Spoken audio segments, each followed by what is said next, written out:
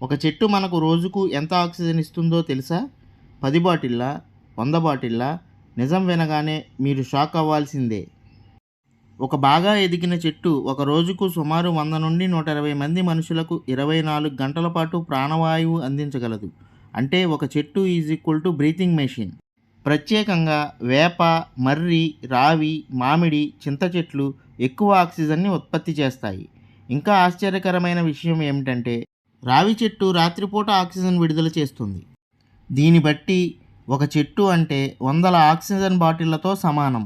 ఒక చెట్టు సంవత్సరంలో దాదాపు 22 కిలోల కార్బన్ డయాక్సైడ్ను గ్రహిస్తుంది.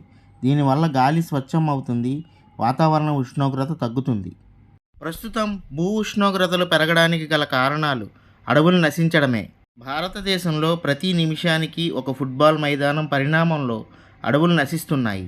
అంటే మనం కోల్పోతున్నది కేవలం చెట్లు కాదు, మన ప్రాణం. సాధారణంగా ఒక మొక్క నాటడానికి 30 సెకండ్లే పడుతుంది, కానీ అది మీకు మీ పిల్లలకు జీవితాంతం ఆక్సిజన్ ఇస్తుంది. కాబట్టి ప్రతి ఒక్కరూ మొక్కలను నాటడం ద్వారా మన భూమిని మన భవిష్యత్తును కాపాడుకుందాం. Please like and subscribe.